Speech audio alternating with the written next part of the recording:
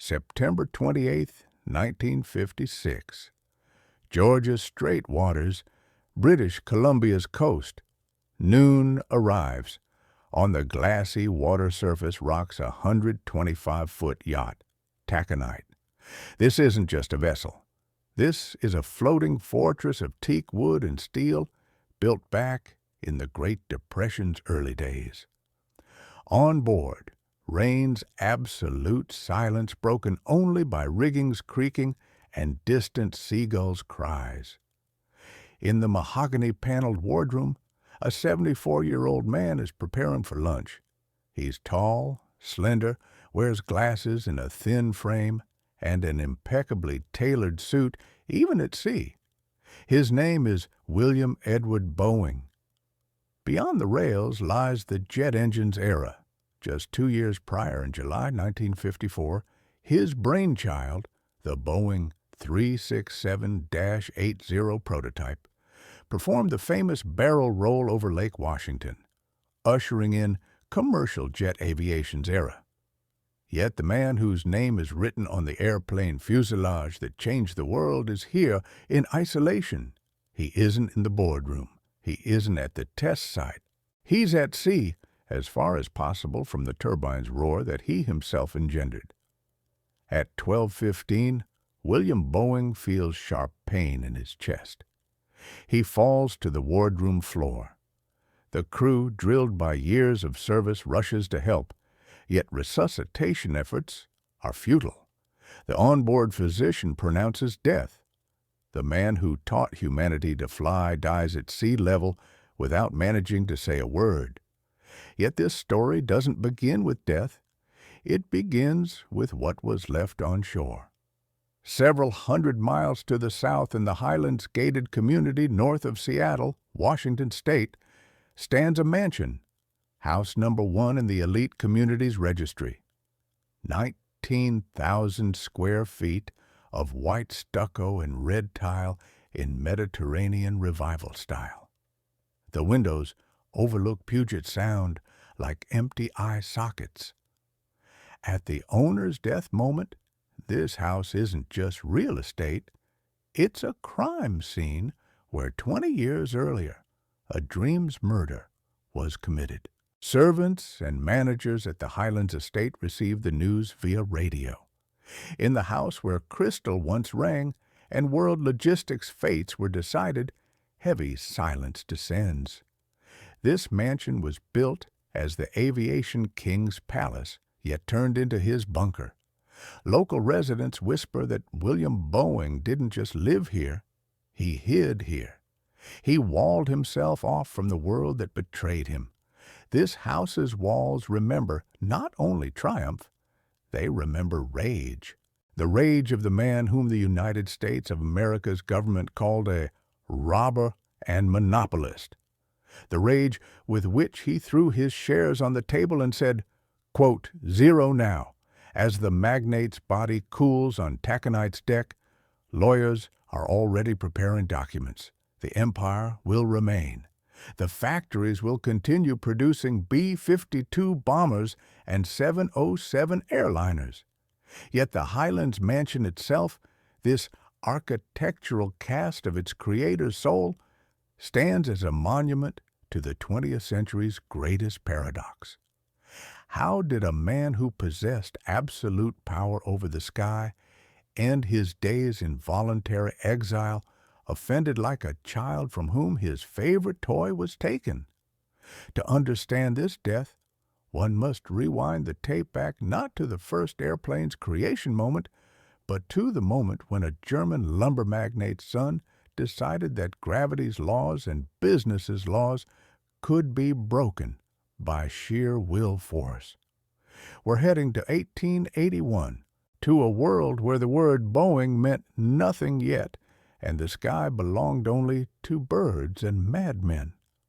William Boeing's story is the chronicle of a man who was born with a silver spoon in his mouth, yet spat it out to forge his own from steel and aluminum. To understand the Highlands recluse's psychology, one must return to the origins that shaped his pathological need for control.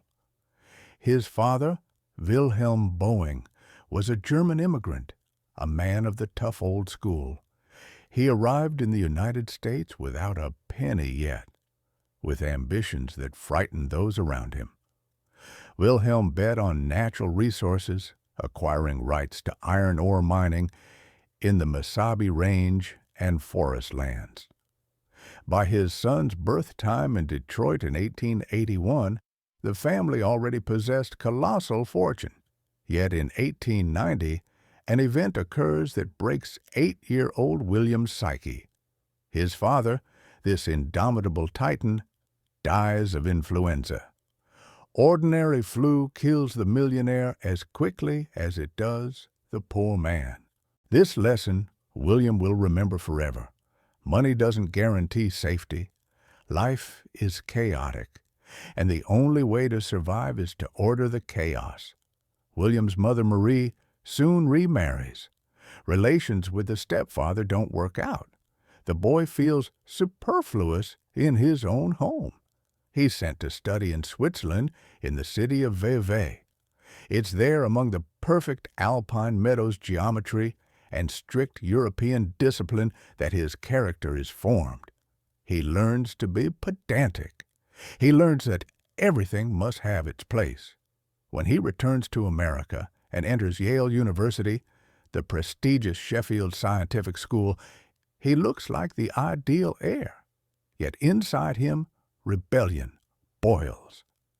In 1903, just a year before receiving his diploma, William Boeing commits an act that shocks his circle. He drops out of Yale. For the East Coast aristocracy, this is madness. No one leaves Yale voluntarily unless expelled in disgrace. Yet Boeing has his own plan. He sees what others don't. In the West, in Washington State, logging fever is beginning. He moves to Gray's Harbor, a harsh, rainy land of loggers and adventurers. Here in the mud and sawdust, the young heir trades starched collars for high boots. He founds the Greenwood Timber Company. It's important to understand he doesn't just log the forest. He studies maps with a military strategist's meticulousness. He buys vast land tracts, calculating logistics decades ahead. By 30, he's already a multimillionaire, yet this doesn't satisfy him. The forest is money, yet the forest is land, and Boeing looks upward. The turning point comes in January 1910. William goes to Los Angeles for America's first air show at Dominguez Field. This is a place where the future collides with the present. Thousands of people stand in the dust, heads thrown back to see fragile wooden and fabric contraptions that crackle as they lift off the ground. Boeing is captivated. He sees in this not a circus, but inevitability. He approaches the famous French aviator Louis Paul Hahn. Boeing asks to take him as a passenger. He's ready to pay any money. Yet Paul Hahn looks at the tall, serious American and shakes his head. He refuses. The Frenchman flies away, leaving the future aviation king standing on the ground in a dust cloud. This humiliation becomes the catalyst. At that moment, watching the departing airplane, Boeing decides he won't beg. He'll build his own airplane, and it will be better than this Frenchman's. Returning to Seattle, he doesn't rush headlong into adventure. That's not his style. For 5 years, he studies theory. He waits. Only in 1915 does he buy a seaplane from Glenn Martin. He learns to fly over Lake Union. And here occurs the second key event. Boeing crashes the plane on landing. The machine is damaged, yet the pilot is unharmed. When he orders parts from Martin, he's told it will take months to wait. The California factory is overloaded. For Boeing, waiting is a sin. Inefficiency is the enemy. He meets with his friend, naval engineer George Conrad Westervelt at the respectable University Club of Seattle. The conversation that takes place there changes history's course. Boeing, irritated by supplier dependence, utters the phrase that became legend. Quote one note, the wording, "Not cheaper, not simpler, but better and faster." This becomes his entire life's philosophy. Perfectionism, bordering on obsession. In 1916, in an old hangar on Lake Union's shore, which would later be called the Red Barn, work begins. Boeing uses his resources from the timber business. He knows everything about wood. He knows how to select the ideal spruce that will be light yet strong as steel. His airplanes are essentially flying trees, carpentry masterpieces. He hires not dreamers, but engineers. He pays salaries out of his own pocket. While other aviation pioneers, the Wright brothers, Glenn Curtiss, were inventors obsessed with patents, Boeing was an industrialist. From the very beginning, he built not a toy, but a system. He saw aviation not as a sport for daredevils, but as a transport artery, as reliable as the railroad on which his father grew rich. Yet there was also a social conflict that drove him forward. In early 20th century Seattle, there was a clear divide. There was old money from the East and new money from the West. Boeing, despite his wealth and education, remained a logger for the elite. He was too technical, too involved in dirty production. He needed proving that his machine's passion wasn't a rich man's whim, but vision. He was a man of contrasts. During the day, he could personally check cable's tension on a biplane's wing, soiling his hands with oil, and in the evening, put on a tuxedo and attend the opera, remaining cold and detached. He never raised his voice, yet his silence frightened subordinates more than shouting. It's during this period between forest and sky that his seclusion need begins forming. Seattle City grows, becomes noisy and cramped. Boeing seeks a place where he can build his personal world impregnable to chaos. In 1909, even before founding the company, he buys a huge plot of land in an area that's only being planned, Highlands. This is gated territory cut off from the city by dense forest and security. The location choice isn't accidental. Highlands was designed by the Olmsted brothers, the very ones who created Central Park in New York. This is the ideal landscape for a man who wants controlling even the nature around him. There are no random roads here, no random neighbors, only the chosen, only silence. It's here that William Boeing plans building a house that will become his success's physical embodiment. Yet to complete the picture, he lacks one element. He needs an ally. He needs a woman who can turn a bachelor's home into a dynastic fortress. And when he meets Bertha Potter Pascal, all the puzzle pieces finally fall into place. Business strategy grows into life strategy. 1921, Seattle is shrouded in economic uncertainty's fog. World War I has ended and military orders have evaporated overnight. The government, which just yesterday demanded hundreds of airplanes, now cancels contracts with telegrams full of dry bureaucratic indifference. The Boeing factory in the Red Barn falls silent. To retain his engineers and keep the enterprise afloat, William Boeing is forced resorting to humiliating measures. Instead of advanced fighters, his machines produce furniture, speedboats, and even wardrobe trunks. For any other entrepreneur, this would have been the end. For Boeing, it was merely a tactical pause. At this precarious balance moment, when his business teetered on the abyss's brink, William makes his most important strategic move, yet he makes it not in the boardroom, but at the altar. He marries. Her name is Bertha Potter Paschal, and this isn't just a romantic union, it's the merger of two most powerful gravitational fields. Bertha is no naive debutante. She's a widow, mother of two sons, Nathaniel and Cranston. She comes from the Potter family, bankers and real estate traders whose roots go back to the American establishment's most fundamental layers. If Boeing was new money smelling of aviation fuel and freshly sawn timber, then Bertha was old money's embodiment, quiet, respectable, and unshakable.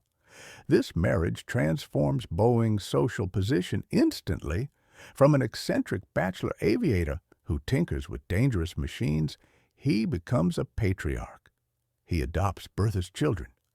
In 1922, their common son, William Boeing Jr., is born. Now he has something to lose, and now he has somewhere to return to. It's at this moment that the Highlands mansion acquires its true meaning. Before 1921, it was just an expensive structure on a cliff. After the wedding, it turns into a dynastic fortress. Bertha brings softness and European sophistication to the house's austere architecture. Yet most importantly, she brings order. The house becomes their union's physical embodiment. Outside, impregnable walls and strict geometry reflecting William's character. Inside, antique furniture brought from Europe, expensive carpets, and private club atmosphere created by Bertha. This was a world's marriage. The West's brutal industrial power met the East's cultural heritage. This rear allows Boeing taking a risk that seemed suicidal to others. 1927, the U.S. government announces a tender for airmail transport between Chicago and San Francisco. This is the golden route. Most aviators and businessmen twirl their finger at their temple. Fly over the Rocky Mountains on schedule? Impossible. Water-cooled engines are too heavy and unreliable. Competitors set prices, insuring them against any risks. Boeing, however, locks himself in his office. He takes a pencil and makes calculations. He knows what others don't. A new technology has appeared, the Wasp engine from Pratt & Whitney with air, cooling, lighter, more powerful. If installed on a new glider, more cargo can be carried. He stakes everything. He submits a bid with a price that seems absurdly low, almost twice as low as the nearest competitor. Newspapers call him a madman. Bankers are horrified. Yet Boeing is calm. He's no longer just a dreamer. He's the clan's head. Behind him stands Bertha and Highlands. In July 1927, the brand-new Boeing Model 40A soars into the sky. The airplane handles the task brilliantly. 25 airplanes are built in 5 months. This is a production feat. The airmail contract brings the company not just profit, but dominance. This was fate's third hook. Tender victory allows Boeing beginning grand consolidation. He doesn't stop at production. He begins buying up everything: engine factories, Pratt & Whitney, propeller manufacturers, Hamilton Standard, the airlines themselves. By 1929, he creates a monster, United Aircraft and Transport Corporation. This was the world's first vertically integrated aviation giant. Boeing controlled every stage, from ore mining to selling a ticket to a passenger. If you flew on an airplane in late 1920s America, you most likely flew on a Boeing airplane with a Boeing engine on a Boeing airline. His fortune soars to the heavens. The corporation's shares grow in geometric progression. Yet note the contrast that will become fatal. While his empire expands, capturing the sky over the entire continent, William Boeing himself increasingly compresses his personal world to the Highlands estate's size. He begins building a wall between himself and the public. The louder his airplanes roar, the quieter his home becomes. The 1929 success is the peak, yet precisely at the peak, where the air is thin, it's hardest to breathe.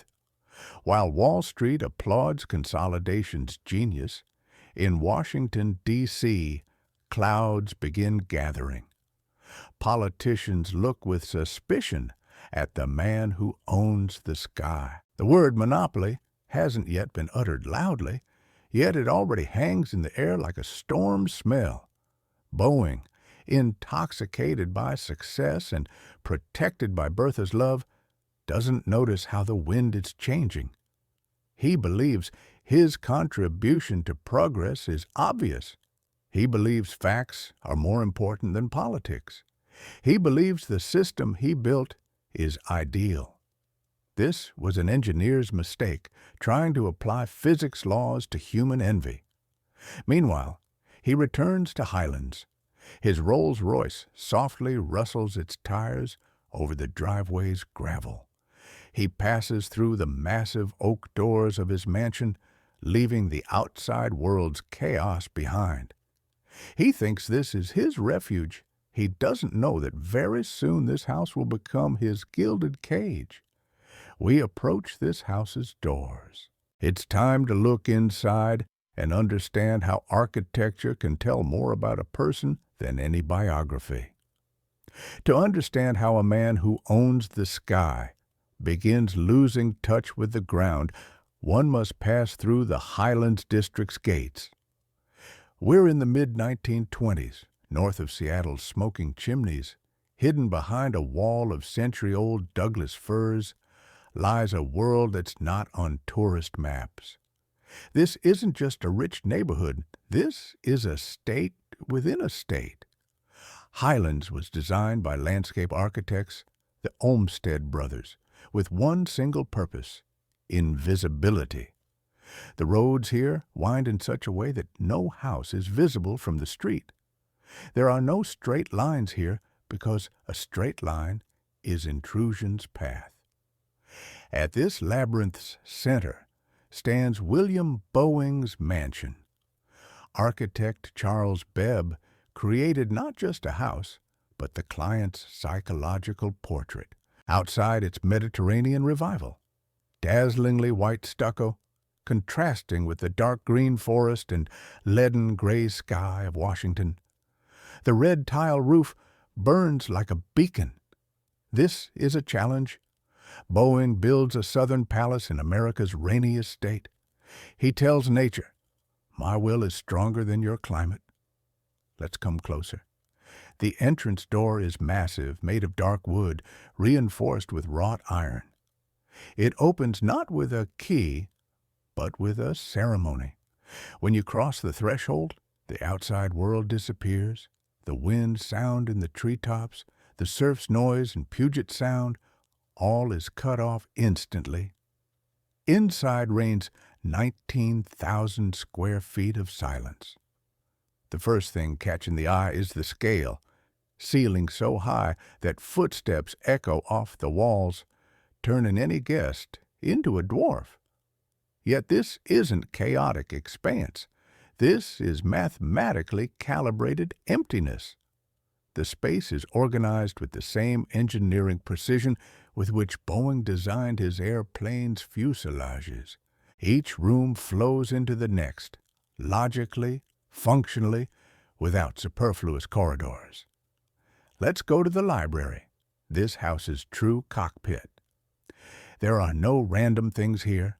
The walls are paneled with mahogany that has absorbed expensive tobacco smell and old paper. Bookshelves stretch to the ceiling. These aren't decorations. Boeing was a man who read technical reports as avidly as others read novels. In the center stands a massive desk. It's here in the desk lamp's light that air route maps were spread out, which snared America in an invisible web. Note the windows. They're huge from floor to ceiling, yet their function is dual. On one hand, they let in light. On the other, they create an invisible barrier. Standing at the library window, Boeing could see Puget Sound's waters where his first seaplane's tests took place. He could see his ships heading to Canada. He owned the view, yet was separated from it by thick glass. This is his life's metaphor: to see the horizon, yet be isolated from the people living beneath it. The house's service wing deserves separate attention. Kitchens, pantries, servants' quarters. This is the mansion's engine room. Here labored a people's army whose task was being invisible. Lunch was served exactly on time. Dust disappeared before the master could notice it. Boeing demanded the same reliability from his house as from the Wasp engine. A glitch in the dinner schedule was as unacceptable as ignition failure in flight. In this house, receptions were often held, yet they differed strikingly from the East Coast's roaring Great Gatsby parties. There were no jazz bands dancing on tables, no random guests. The Boeing's receptions were strategic meetings disguised as dinner. Imagine this scene: a long table covered with a white tablecloth, silverware sparkling in chandelier's light. At the table's head, William. To his right, Bertha, who softens his rigidity with small talk. Around them, bankers, senators, engineers, people deciding entire industry's fate.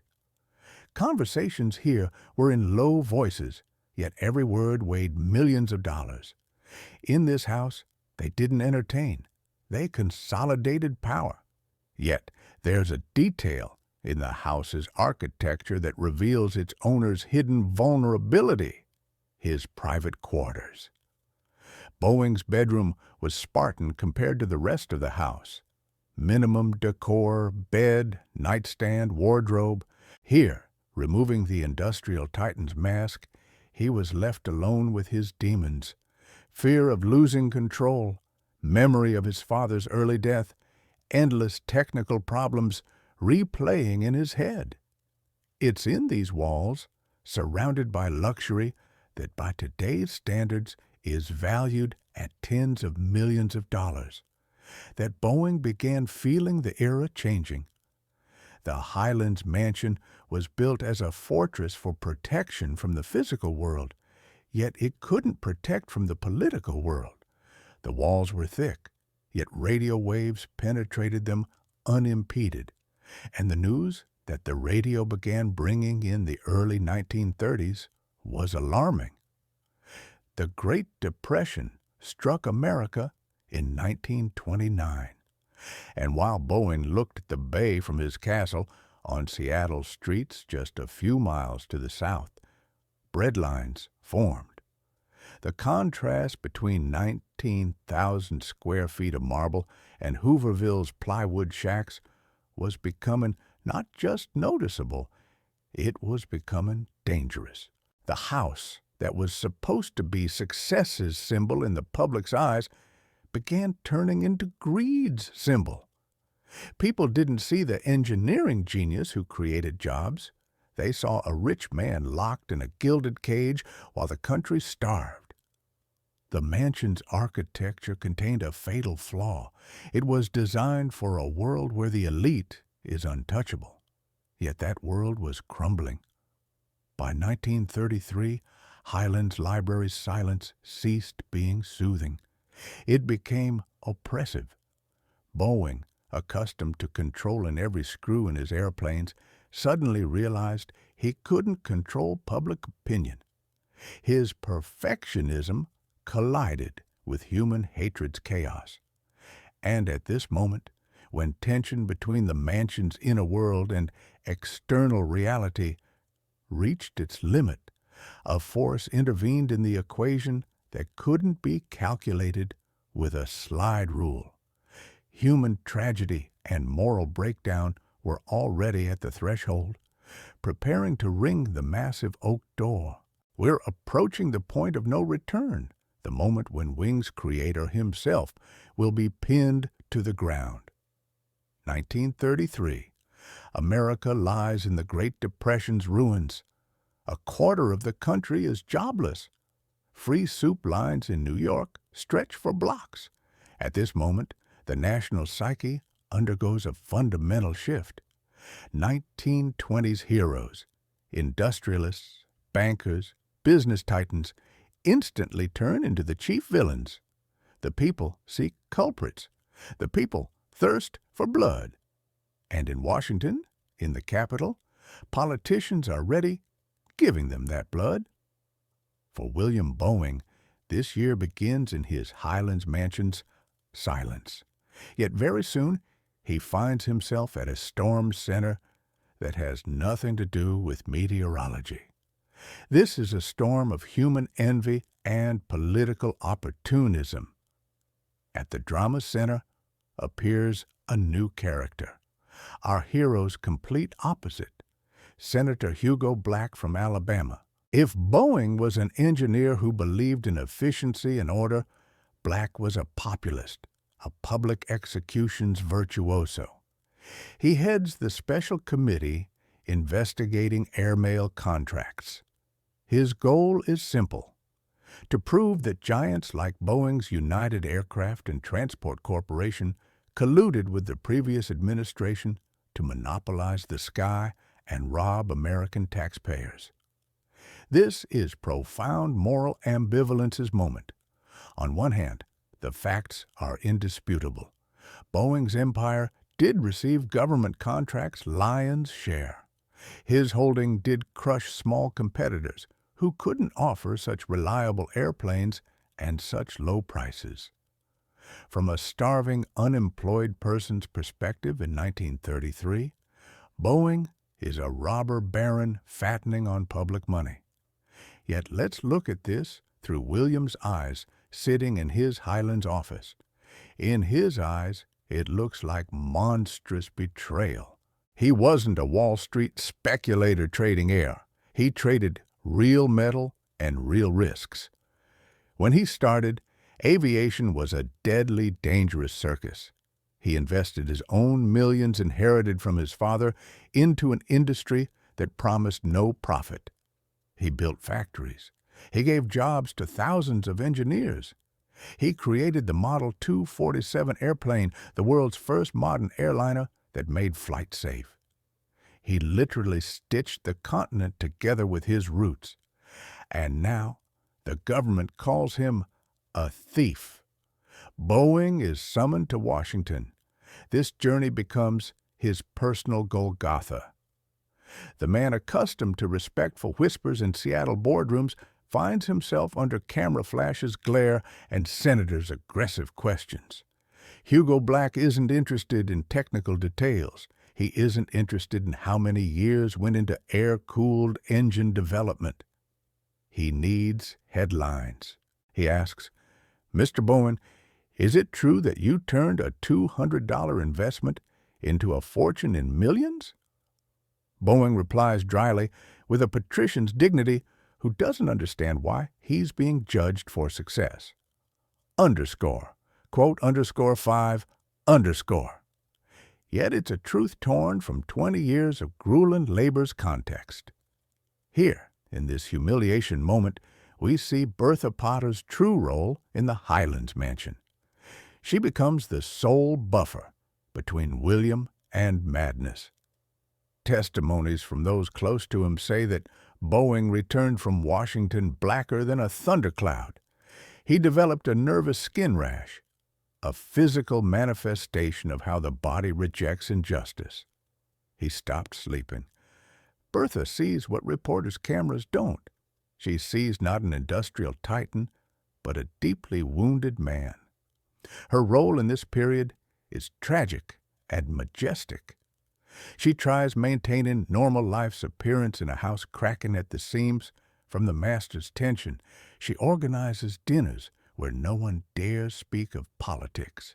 She creates a silence cocoon around him, yet even Highlands walls cannot muffle the radios.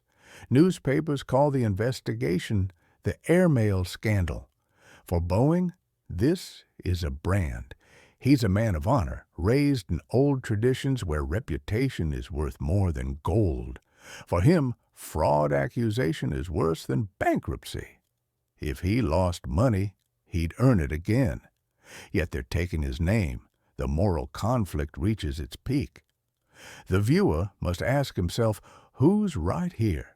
Senator Black protecting society's interests from monopoly, or William Boeing, who believes that progress is impossible without concentrating capital and power in a few smart hands? This is a classic tragedy of ancient scale. The hero performs a feat, receives a reward, and then that reward becomes his downfall's cause. Inside Boeing, something breaks. This isn't fear, this is cold, furious resentment.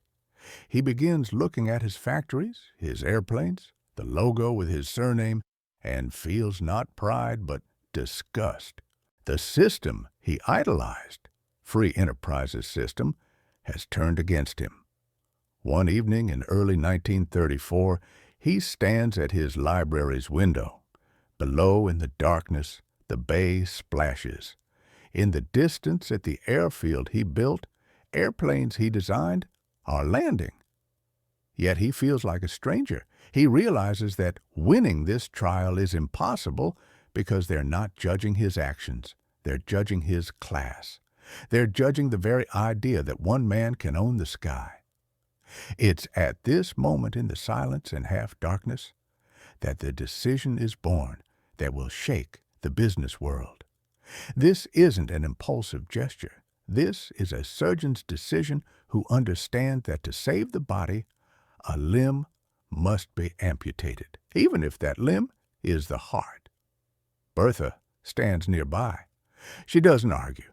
She understands that for her husband, the question isn't about money, but about sanity preservation. If he stays in the game, this game will kill him as influenza killed his father. Only this time, the virus is hatred. The scene is set for the day. Inquisitor Hugo Black prepares his final blow, a law that will make Boeing's empire's existence illegal. Yet he doesn't know that his victim is already preparing his response, a response that won't be defense but complete and absolute refusal to fight. William Boeing prepares to do what no capitalist does. He prepares simply to leave. June 12, 1934, Washington, D.C. President Franklin Delano Roosevelt signs the Airmail Act, known as the Black-McKellar Act. For most Americans, this is just another bureaucratic newspaper news item. For William Boeing, it's the guillotine. The law's essence is simple and cruel. Airplane manufacturers no longer have the right to own the airlines that use those airplanes. Vertical integration, the very ideal efficient system that Boeing built for 15 years, is declared illegal. The government gives corporations several months to dismember. In the Highlands mansion, truth's moment arrives. Most magnates in Boeing's place would have started a war. They would have hired a lobbyist army, filed lawsuits in the Supreme Court, begun bargaining behind the scenes. The Rockefellers fought for their oil. The Carnegies fought for their steel. Yet William Boeing was made of different material. September 26, 1934, the last board meeting of United Aircraft and Transport Corporation. Boeing enters the room. He's calm. He announces his brainchild's division into 3 independent parts. First, United Airlines Transportation based in Chicago. Second, United Aircraft, Eastern Production, Pratt & Whitney, Sikorsky. Third, Boeing Airplane Company, Western Production in Seattle. And then he does what shocks those present. He announces his resignation. And not just resignation, he sells all his shares, everyone, every single share. At 53 years old, at the peak of his intellectual and physical powers, The man whose name became synonymous with flight completely severs ties with the industry. His farewell words were recorded. There's no hysteria in them, only cold steel. My only desire was to create a successful air transport service. Now, I have decided to completely separate myself from this activity. He adds that the government's unfair accusations have made his further participation impossible. This wasn't a defeated man's departure. This was a boycott.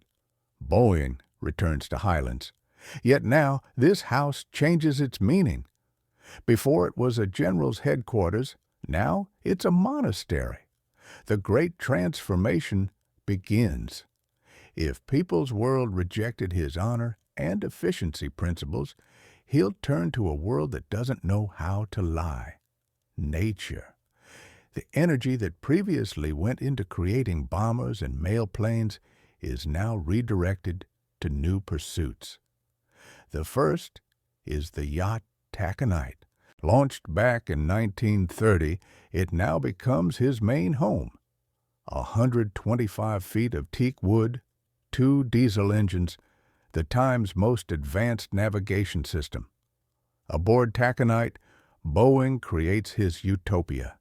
Here the crew obeys his orders unquestioningly. Here he plots the course himself, not senators from Washington. He embarks on long voyages to British Columbia's and Alaska's shores. The sea becomes his new element because the sea, like the sky, doesn't tolerate falsehood. The second object of his perfectionism's application becomes the Aldara farm near Falls City. He buys hundreds of acres of land. He decides engaging in breeding cattle and purebred stallions. Note, he doesn't become a simple farmer. He approaches Angus cattle breeding with the same engineering meticulousness with which he designed the mail plane's wing. He studies genetics. He keeps pedigree books with accounting reports precision. His goal is to breed the perfect animal, and he succeeds. His livestock and horses begin winning prizes at shows. He proves to himself it's not about airplanes, it's about the method. Genius will manifest itself whether in aluminum or living flesh. Yet history prepares the bitterest irony for him. Comes 1941, Pearl Harbor. America enters World War II. Suddenly, the government, which 7 years earlier called Boeing a criminal, realizes that the nation's survival depends on the factories he built. The Army needs bombers, needs flying fortresses, B-17, needs superfortresses, B-29. Generals call Seattle. Boeing factories switch to round-the-clock operation. Women rivet fuselages that will save the free world. Yet, where is the Creator himself? He doesn't return to the director's chair. He offers his services as a consultant, yet stays in the shadows. There are rare testimonies of his factory appearances. He walks the shops like a ghost. Workers assembling airplanes that will wipe German and Japanese cities off the Earth's face often don't even recognize the tall man in glasses who silently watches the conveyor. His legacy fights, yet he himself keeps silence. At home in the Highlands, Bertha sees how her husband changes. He becomes gentler, yet this gentleness is deep sorrow's result. He no longer chases the future, he begins valuing the present. It's during this crisis and war period that wealth reevaluation occurs. Boeing understands that the Highlands mansion is his past life's monument, the life of ambitions and struggle. 19,000 square feet for 2 aging people become meaningless. Why does he need a castle if he's no longer a king, but a philosopher? In the late 1940s, he makes a decision that surprises Seattle's elite. He doesn't sell the mansion to another rich man. He doesn't turn it into a museum in his name. He begins negotiations to transfer the house to those who need protection most. Children. Yet before we move to the finale, we must capture this paradoxical image. Globalization's creator, the man who compressed the world to an airplane ticket size, sits on his yacht's deck in complete isolation, listens to radio reports of Tokyo bombings by B-29 airplanes, and realizes that the monster he engendered has grown and lives its own terrible, great life. And he's merely a man who wanted to make everything better and faster. By the mid-1950s, his health begins failing. The heart that survived early flight's overloads and court proceedings stresses begins tiring. He goes to sea more and more often. We're approaching the denouement to that very day, September 28, 1956. The circle closes, 1950. Atop the cliff in the Highlands district, where for the last 30 years the American aviation empire's heartbeat, silence reigns. This isn't rest's calm silence, but an abandoned temple's echoing gloomy emptiness. Servants remove heavy velvet curtains. Furniture that remembers secret negotiations with generals and senators is covered with white sheets, turning chairs and tables into shapeless ghosts. William Edward Boeing makes a decision that puts the final fat period in his relations with earthly greatness. He doesn't put his mansion up for auction. He doesn't sell it to nouveau riche, eager to buy someone else's glory piece. He performs a gesture that in the modern cynical business environment seems unthinkable. He gives away this palace. The ownership transfer documents are executed to the Seattle Children's Orthopedic Hospital. This isn't tax optimization. In the 1950s, such schemes worked differently. This is a purification act. The building designed as an impregnable fortress to protect one man from the outside world is transferred to those who are most defenseless in this world. Boeing seems to say, I built walls to hide from people, yet now these walls must serve people. Later, the hospital will sell the expensive land to raise funds for treating thousands of children. Yet in the historical moment, the very alienation fact matters. William Boeing walks out Highlands gates without looking back. He leaves behind 19,000 square feet of marble and mahogany, taking with him only his honor. The last 6 years of his life are an epilogue written not with ink, but with sea salt. His new address becomes Taconite Yacht's Deck, 125 feet of teak wood, diesel engines, and British Columbia's endless horizon. Here there are no shareholders. Here there's no Senate committee. Here there's only the captain, the course, and the wind. Boeing becomes a ghost.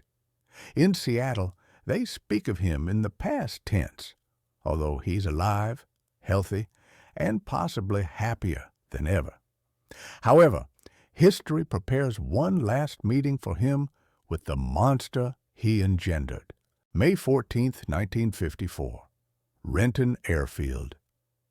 From the hangar rolls out a machine that looks like an alien from the future. This is the Dash 80, the legendary Boeing 707's prototype. Swept wings, 4 Pratt & Whitney jet engines on pylons. This is the jet era's beginning. The new company leadership, headed by Bill Allen, dares a respect gesture. They invite the founder to the ceremony. William Boeing, already 72 years old, arrives. He leans on a cane. He wears an old-fashioned, impeccable suit that seems strange against the gleaming aluminum and kerosene smell. This scene is worthy of an artist's brush. The old man who built his empire on wood, fabric, and propellers stands before a machine that will fly at sound speed. Eyewitnesses recall that tears ran down his cheeks. He doesn't give solemn speeches. He quietly tells his wife Bertha and a few engineers. Quote, 8. At this moment, the circle closes. He sees that his, quote, 9 philosophy has been taken to the absolute. Yet he also understands that in this new speeds world, there's no place for him. He leaves the airfield before the applause dies down. September 28, 1956. The yacht Taconite is in the Georgia Strait waters not far from Vancouver. The day is overcast, the water leaden in color, Boeing's favorite weather. Exactly at 12:15, shortly before the steward was to announce lunch was ready, William Boeing's heart stops. Doctors later named the cause massive myocardial infarction, yet biographers see different meaning. The mechanism simply exhausted its resource. The man who controlled risks all his life, calculated loads, and built the world's most reliable systems, departs instantly, without agonizing death throes, without last words. He dies as he lived, strictly, quietly, and on schedule. Death at sea. There's deep symbolism in this. Aviation's creator dies at sea level. The man who gave humanity wings finds his final resting place in the waves. What happens next is even more telling. According to his strict will, the family doesn't arrange state funerals. There are no funeral processions blocking Seattle streets, no speeches from politicians who 20 years ago called him people's enemy. His body is cremated. The ashes are brought to Taconite's deck. The captain shuts off the engines. In complete silence broken only by seagulls' cries, the aviation king's ashes are scattered over the Pacific Ocean's cold waters. No gravestone, no mausoleum, no epitaph in granite. Boeing believed that an engineer's monument should be his creations, not a cemetery stone piece. And here in the finale, we must make a time jump to understand this story's true scale. William Boeing's legacy today is split into two irreconcilable parts. The first part is his name, which became a brand. The Boeing Corporation today is the American economy's backbone, a global leviathan. Yet if William could look at 21st century newspapers' headlines, he'd feel the same anger as in 1934. Crashes of the 737 MAX model, scandals with assembly quality, accusations that managers put stock prices above engineering integrity. All this is that very DNA betrayal laid down in the Red Barn. The modern corporation's history is its founder's fate's mirror reflection. In 1934, when Boeing's honor was questioned, he chose honor and lost the business. In the 21st century, when the corporation faced a choice, it too often chose business, losing honor. William Boeing's tragedy isn't that he died. The tragedy is that the principles for which he sacrificed his career were forgotten by the people who inherited his offices. The second part of the legacy is the invisible trace. This is Highlands' very spirit. The mansion still stands on the cliff. Over the past decades, it has changed many owners, each trying rebuilding it to their taste, yet the architectural skeleton remains the same. If you sail by boat through Puget Sound and look up, you can see this white facade among the century-old pines. It's silent. This house isn't just elite real estate. It's a monument to human drama. It's a reminder that even the greatest achievements don't insure against loneliness, about the fact that one can conquer the sky, yet lose the battle with human envy. William Boeing was a complex man. He wasn't a dreamer philanthropist. He was a tough capitalist, a monopolist, a pragmatist to the bone. Yet he had a quality that has become scarce today, the ability to act. The ability to stand up from the table on which millions of dollars lie and say, quote 10, the ability to understand that there are things more important than market share. When you next sit in an airliner seat, when you hear turbines hum and feel how a multi-ton machine lifts off the ground defying gravity's laws, don't remember the company logo. Remember the tall, slender man in glasses who sits in his Highlands library, looks at the rain outside the window, and makes the decision to retreat into the shadows to preserve his name's light. William Boeing left no grave on which one can lay flowers. He left us the sky, and perhaps this is the only legacy that truly matters. The Highlands Mansion story doesn't end with a sale or death. It ends with understanding. We own only what we're ready to let go.